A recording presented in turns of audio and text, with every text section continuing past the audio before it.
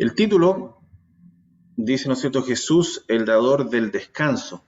Y el texto de memoria se encuentra en el libro de Hebreos, el capítulo 4 y el versículo 9, que dicen, por tanto, queda un reposo para el pueblo de Dios. ¿Qué reposo será este que se dice acá que aún queda para el pueblo de Dios? ¿Será que tenemos una esperanza de un reposo en la eternidad o en el futuro? ¿Será que este reposo lo tendremos aquí en esta tierra, al cual está refiriéndose aquí el libro de Hebreos? ¿Se estará refiriendo a un reposo que tendremos más adelante en esta tierra? ¿Sabían ustedes que en el diseño de nuestro Creador, lo que Él quiere para nosotros o para sus hijos es poder otorgarnos descanso? Él quiere brindarnos un reposo, quiere otorgarnos paz a nuestras vidas. Si no lo tenemos, si no lo conseguimos, allí hay una búsqueda que cada uno de nosotros debe hacer con la ayuda de Dios, porque en el corazón de Dios ha estado siempre el poder otorgarnos paz. Yo creo que muchos de nosotros estamos pensando que efectivamente Dios, a través del sábado, por ejemplo, el séptimo día de la semana, cumple su propósito para con nosotros. Pero la verdad que va mucho más allá de aquello. Los planes de Dios van mucho más allá que tan solo el plan que Él dejó para nuestra humanidad, relacionado con el reposo, con el descanso y la desconexión que deberíamos tener allí a través del día sábado. Entonces, si nos vamos como al origen, ¿qué fue lo que le prometió Dios a Abraham? Allí hay un relato que aparece en el libro de Génesis, capítulo 15, del 13 en adelante. Interesante cómo Dios le muestra allí a Abraham el porvenir, le anticipa lo que iba a pasar con su pueblo, le prometió que ellos finalmente iban a habitar, después de pasar 400 años allí esclavos en Egipto, iban a regresar a la tierra de Canaán, donde el Señor quería materializar finalmente el reposo, el descanso que quería brindarle al pueblo, en un lugar que reunía las condiciones que el pueblo necesitaba. Cuando hablamos de descanso, cuando hablamos de reposo, no estamos aquí, ¿no es cierto?, hablando de que uno va a estar así literalmente todo el día, ¿no es cierto?, en cama. Entendemos aquí a lo que el Señor está apuntando, porque nosotros podremos descansar del trajín, del ajetreo, del afán de la vida, podremos a lo mejor dormir, relajarnos, pero ¿quién nos da el verdadero descanso que necesita nuestro espíritu, que necesita nuestra alma, que necesita nuestra vida? ¿Quién nos da esa verdadera paz? Y eso es lo que finalmente Dios quiere otorgarnos. Está bien, nos quiere dar descanso, nos quiere dar el reposo, ¿no es cierto?, físico que requerimos, que necesitamos, pero lo primordial para nuestra vida siempre va a estar ligado al descanso que se encuentre allí en el fondo de nuestro corazón, nuestra mente, poder tener tranquilidad, poder tener paz, poder estar seguros. ¿Cuánta gente hoy día vive desesperanzada, sin tener quizás consuelo, sin tener una claridad de qué es lo que va a ocurrir el día de mañana? Todos estamos claros y hemos vivido la experiencia de lo que ha sido esta pandemia y todas las consecuencias que esto ha traído. ¿Cuántos han perdido la vida y cuántos otros han perdido la esperanza quizás en poder tener una vida mejor en esta vida, en este mundo? Y claramente cuando Dios no está presente en la vida de las personas, el escenario se complica. ¿Por qué? Porque Dios quiere estar en medio nuestro, quiere habitar junto con nosotros y como venimos analizando y conversando en esta oportunidad, el Señor quiere darnos la paz que solo Él puede entregar.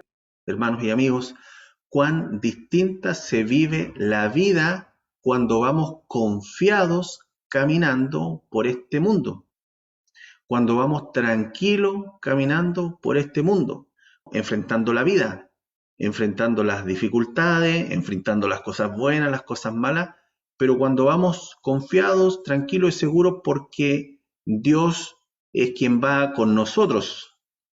Esa paz, ese descanso, ese reposo es el que el Señor quiere brindarnos a todos, a toda la humanidad. Lamentablemente, la gran mayoría de esta humanidad va por otros caminos y desarrolla otras formas de vida, con otras dinámicas de vida, con otros pensamientos, la mayoría pensamientos propios, ideas propias. Y queridos amigos, ¿con qué consecuencias? ¿Con qué escenarios o con qué experiencias de vida? Nosotros nos damos cuenta cómo el caos que se genera en esta humanidad que tenemos hoy día, los temas climáticos, que son lamentablemente consecuencias de la propia irresponsabilidad del ser humano con el planeta Tierra y todos los desórdenes y catástrofes que estamos teniendo en este último tiempo. ¿Qué decir de la parte social? ¿Cómo se ha revuelto nuestra humanidad? Y aunque pareciera ser que a veces hay esperanza de un mundo mejor, de una vida mejor, florecen con nuevos aires de cambio, de esperanza. Pero, queridos amigos, si Dios no está presente, si su palabra no está presente, si sus consejos no se escuchan, no se atienden y no se practican, finalmente todo termina transformándose en un caos. Muchos estarán o estaremos quizás, ¿no es cierto?, hoy día esperanzados, por poner un ejemplo, en la nueva dinámica que se está dando en nuestro país, una nueva etapa de gobierno, hay un cambio. Me llamaba la atención porque ya empiezan a haber las primeras dificultades dentro de la misma coalición a raíz del quinto retiro y cómo se van allí, ¿no es cierto?, generando estas dinámicas que ya empiezan a generarse diferencias o dificultades. Y yo me remontaba, ¿no es cierto?, cuando era más niño, más pequeño, cuando estaba, ¿no es cierto?, la campaña del sí, del no. Me acuerdo a Patricio Elwin allí en el Estadio Nacional, el arcoíris con todos los colores de esperanza, y venía un Chile nuevo, venía una nueva esperanza para nosotros como chilenos. Y resulta que hoy día nos encontramos, pasado varias décadas después, nuevamente esperanzados en una nueva oportunidad, en una nueva esperanza de que las cosas van a ser mejor. Pero vuelvo a repetir o vuelvo a insistir, lamentablemente, cuando Dios no está presente en los planes de vida, siempre vamos a ir haciendo ciclos donde vamos a volver a lo mismo nuevamente. ¿Por qué? Porque las palabras de Dios no se materializan finalmente en nuestra vida de manera real y de manera práctica. Y esto genera conflictos, rebeldía, pleitos, genera guerras y claramente no es lo que Dios quiere, no es lo que Dios ha dejado para nosotros, porque Dios ha dejado todas las instancias y todas las herramientas para que la humanidad tenga un camino por donde dirigirse y pueda disfrutar de la paz que solamente el Señor puede otorgar y puede entregar. En Deuteronomio 12, del 1 al 14, el Señor le dijo al pueblo que éste entraría en el reposo, no meramente cuando entrara en la tierra, sino cuando hubiera depurado la tierra de la idolatría.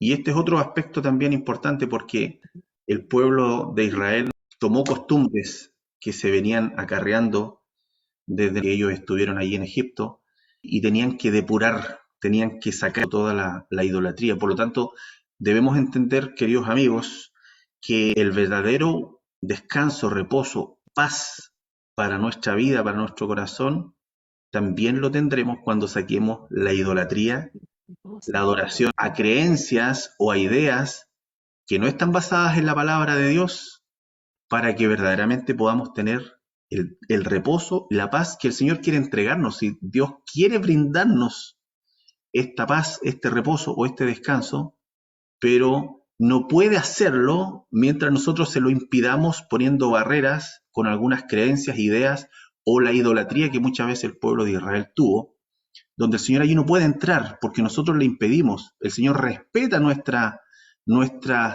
pensamientos, nuestras decisiones, y allí Él no puede entrar, no puede forzar Él espera que nosotros despejemos, abramos ahí el camino para que Él pueda entrar y cumplir, ¿no es cierto?, sus promesas y sus propósitos con nosotros. El Dios al cual nosotros servimos o en el cual, ¿no es cierto?, nosotros creemos, está dispuesto siempre, siempre, siempre dispuesto a poder otorgarnos de sus bendiciones, cualesquiera estos sean. Ya aquí no hay restricción alguna para ninguna persona que habita este planeta Tierra. El Señor vino a hacer una obra salvífica para toda la humanidad. Por lo tanto, todo aquel que se acerca a Jesús, el Señor va a guiar sus pasos, sus pisadas, para que pueda, ¿no es cierto?, avanzar y pueda ser bendecido con esta mirada, esta visión, esta paz que solamente el Señor puede entregar y puede darnos a cada uno de nosotros. Ahora, otro aspecto importante de la lección y que una vez más a mí me llama la atención es que qué lamentable y qué terrible es pensar que toda aquella nación, que todo aquel pueblo que vio cómo el Señor sacó con mano poderosa allí de la esclavitud de Egipto, enviando las plagas ante Faraón para que finalmente él liberara al pueblo, cómo este pueblo que vio abrir el mar para que ellos pudieran cruzar, y cómo este pueblo que vio caer maná del cielo y agua de la roca, había un río que pasaba allí por el campamento para que ellos pudieran ser saciados. Yo hacía una pregunta entre paréntesis en la semana, consultando si es que el pueblo de Israel comenzó a guardar los 10 mandamientos o comenzó a guardar el sábado después que Dios les dio las tablas de piedra a Moisés ahí en el Sinaí. Le preguntaba anoche a Damari y me decía que no, que el pueblo no comenzó a guardar el sábado después que el Señor le dio las 10 tablas de piedra, porque ya muchos años antes el Señor había hecho caer el maná sobre la tierra. Por lo tanto, el Señor allí les estaba recordando, porque el mandamiento dice, acuérdate del sábado para santificarlo. El Señor lo que estaba haciendo allí era educar, era enseñar, era mostrarles, ¿no es cierto?, que Él era el que se encargaba de sustentarlos, era Él el que se encargaba de proveer, era Él el que se encargaba de guiar la vida finalmente de ellos. Allí el Señor manifestó grandes milagros, obras, para que ellos pudiesen entender, pudiesen comprender. Y qué lamentable, queridos amigos, es que ninguno de ellos finalmente pudo llegar al lugar que Dios había preparado para que ellos pudiesen habitar y para que pudiesen tener el reposo, la paz, el descanso que finalmente el Señor les había prometido a ellos. Hermanos, esto a mí así como que nos pone los pelos de punta, porque ¿cómo? Claro, hoy día uno dice, ¿cómo? Si vieron los tremendos milagros que Dios hizo, pero resulta ser que ninguno de ellos finalmente entró a la tierra prometida. Todos quedaron tendidos, muchos de ellos fueron muertos. Hay alguna historia donde Dios tuvo que terminar con muchos de ellos porque se levantaron en práctica en contra de la adoración a Dios, y que finalmente esto conlleva al caos dentro de la humanidad, como ocurrió con los antediluvianos o con las naciones de Sodoma y Gomorra, que finalmente se transforma en un caos. Ya no es vida lo que el planeta empieza a tener o empieza a vivir por tomar caminos independientes y empezar a hacer sus propias voluntades y no ceñirse a las indicaciones que el Señor ha dejado, ¿no es cierto?, escrita en su palabra. Y hermanos, solamente Josué y Caleb, que fueron de los 12 espías que llegaron después de dar el informe de la tierra prometida, que dijeron, tal como los otros 10 habían dicho, que habían gigantes, que habían muros, que era difícil poder tomar posesión de aquella tierra, pero Josué y Caleb dijeron que Dios iba a estar con ellos, como había estado hasta el día de hoy. Y por eso tenían que ir a tomar posesión de la tierra. Solamente ellos dos finalmente pudieron entrar a la tierra prometida. Ni Moisés, hermanos. Aunque sabemos que Moisés ya entró en el reposo. Como dice el texto de la Biblia, el versículo de memoria, por tanto queda un reposo para el pueblo de Dios. Nosotros creemos y confiamos en el Señor que finalmente un día llegaremos a la tierra prometida, un día llegaremos a la Canaán celestial. Un día vamos a habitar en un cielo nuevo y en una tierra nueva, donde el reposo que Dios ha querido brindar a su pueblo finalmente se va a materializar en ese lugar que el Señor ha preparado para nosotros. Y allí se cumplirá lo que el apóstol Pablo comenta aquí, ¿no es cierto?, en Hebreo, de este reposo que finalmente el Señor quiere brindar a sus hijos por la eternidad y que será materializado cuando el Señor regrese y vuelva en su segunda venida a buscarnos finalmente a cada uno de nosotros, a cada uno de sus hijos. Entonces, qué lamentable es que nuestros antepasados, después de todo lo que vieron, no pudieron entrar en el reposo que Dios les había prometido. Es tremendamente lamentable y todos quedaron tendidos allí a través del desierto. Fue una nueva generación, fueron quizás los nietos de los que habían salido de Egipto, fueron nuevas personas, liderados allí, ¿no es cierto?, por Dios y en la tierra por Josué, los que tomaron posesión de la tierra nueva, de la Canaán terrenal, y pudieron recibir el reposo que Dios había prometido y quería entregar finalmente para su pueblo, para su nación.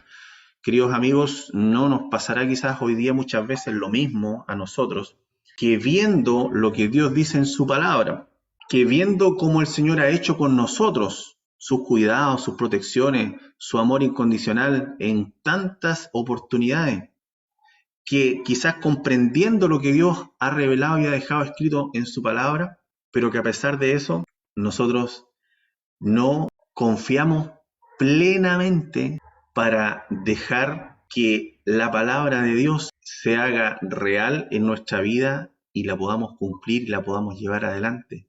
Y de esta forma no entregamos completamente nuestra vida al Señor. La verdad es que para el Señor, de hecho también nosotros podemos decir para nosotros mismos, pero las cosas a medias no funcionan. Aquí nuestra decisión tiene que ser o me entrego o no lo hago, o lo sigo, pero seguirlo a medias o en parte tampoco es lo que Dios quiere. Y no es porque Él se enoje porque nosotros no le cumplamos, sino que porque Él lamentablemente no puede derramar, no puede entregar, y como estamos estudiando en esta hora, no puede brindar el reposo que quizás el Señor, ¿no es cierto?, quisiera entregar. Este pueblo se perdió completamente allí en el desierto. Decía aquí una nota que la fe o la falta de fe es contagiosa. Y ahí había una pregunta al final que decía, ¿cómo puedes cerciorarte de no decir ni hacer nada que pueda debilitar la fe de otra persona?